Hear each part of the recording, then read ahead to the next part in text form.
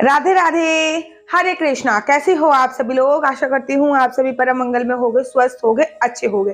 देखिए, बड़े सारे लोग बांके बिहारी जी आ रहे होंगे। बांके बिहारी जी अगर आप पहले आए हो और अब आने की सोच रहे हो तो ये वीडियो आप लोगों के लिए बहुत ज्यादा जरूरी है, क्योंकि बहुत ज्यादा फेरबदल हो गया है बांके बिहारी जी के मंदिर में।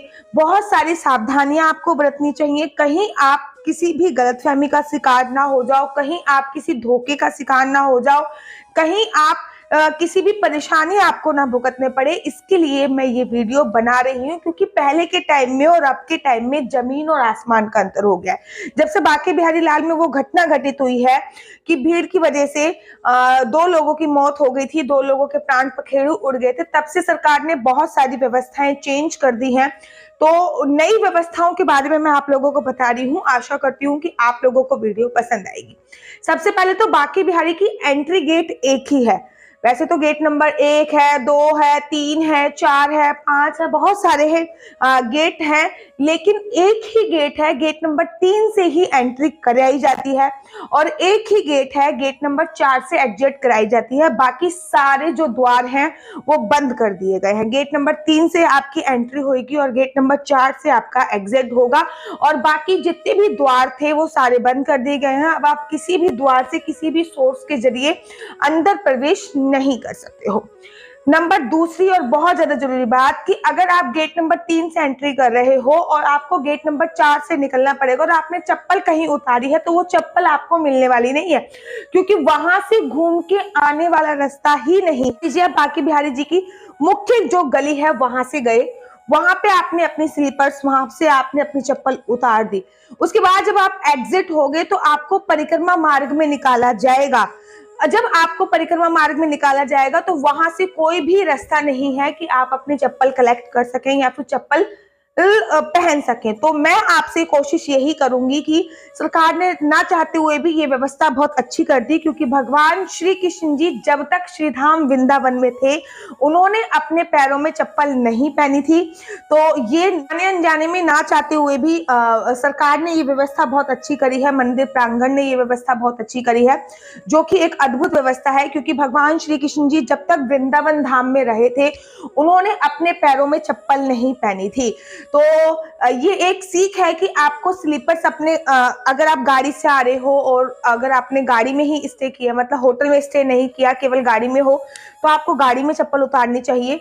और अगर आप लोग होटल वगैरह में हो तो आप होटल वगैरह में ही चप्पल उतार। तीसरी और बहुत ज्यादा आवश्यक बात मैं आप लोगों को बताती हूँ कि बड़े सारे वहां पे आप लोगों को पंडित जी मिल जाएंगे कि हम आपका भोग लगा रहे हैं, हम आपका ढोग लगा रहे हैं, आप हमें पैसे दे दीजिए और हमें भोग दे दीजिए, हम आपका भोग लगा देंगे। देखिए, एक बात मैं आप लोगों से बोलना चाहूंगी, आपने ओरे के बारे में सुना होगा, वाइब्रेशंस के बारे में सुनी होगी।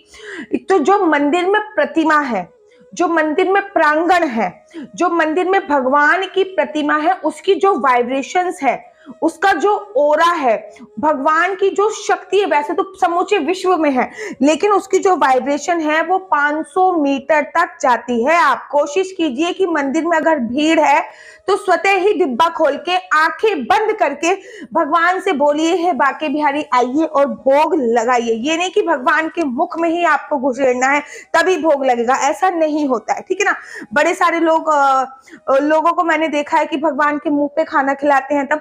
तो भगवान के पास अगर आप खाना रख भी देते हो ना, तो भोग अपने आप ही स्वतः ही मंजूर हो जाता है। ऐसी जो मंदिर प्रांगण में जो भी प्रतिमाएं होती हैं, बांके बिहारी जी की जो प्रतिमा है वो तो स्वतः ही प्रकट हुई प्रतिमा है, अर्थात खुद ब खुद प्रकट हुई थी वो प्रतिमा। तो सोचिए, जो उसका ओरा है वो किसी भी मामूली सी मूर्ति का ओरा भी, जिस मूर्ति को प्राण प्रतिष्ठा द्वारा प्रतिष्ठित किया जाता है, उसका ओरा भी 500 मीटर तक होता है। वो तो बांके बिहारी हैं जो स्वतः प्रकट हुई मूर्ति है।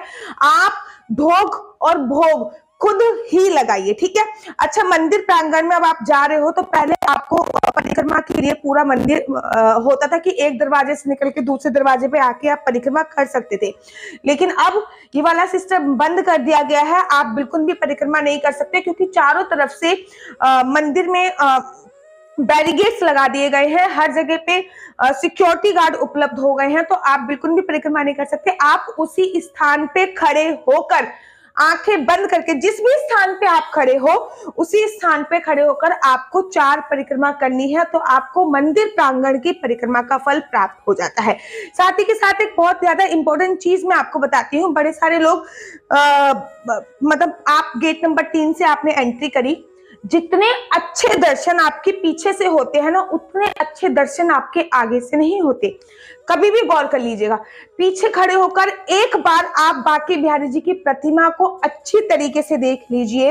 बांके बिहारी लाल को मनोहर लीजिए, उनकी नजर उतार लीजिए, उनको देख लीजिए। उसके बाद अगर आपका मन है आगे जाने का तो जाइए, आप बिल्कुल जाइए, लेकिन जितने अच्छे दर्शन आपके पीछे से होते हैं, आगे धक्के मुक्के में उतने अच्छे दर्शन नहीं हो पाते हैं।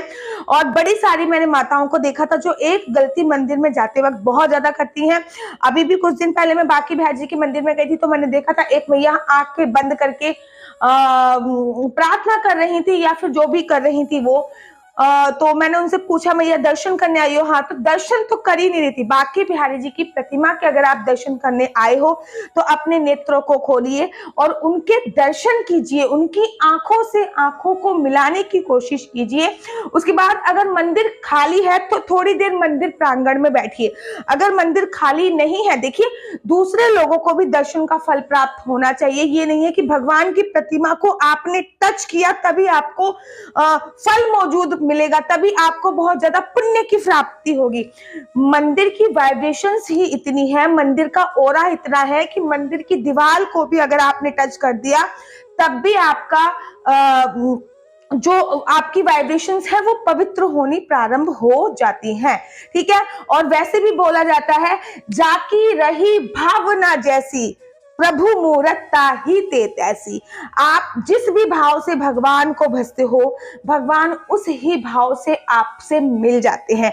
आशा करती हूँ कि आप लोगों को मेरी वीडियो अच्छी लगती होगी। जाते जाते एक बात और बता देती हूँ कि बांके बिहारी जी का रजिस्ट्रेशन अब ऑनलाइन भी होने लग गया है। आप ऑनलाइन भी बांके बिहारी जी का रजिस्ट्रेशन करके आ सकते हैं और आके दर्शन का लाभ प्राप्त कर सकते हैं। आशा करती हूँ कि आप मेरे को मेरी वीडियो अच्छी लगती होगी। अगर आपको मेरी वीडियो अच्छी लगती है तो आप अपना यूट्यूब चैनल हरि बोल को लाइक शेयर सब्सक्राइब करना बिल्कुल भी मत भूलिए। तब तक के लिए मुझे दीजिए इजाजत। राधे राधे, हरे कृष्णा, हरि बोल।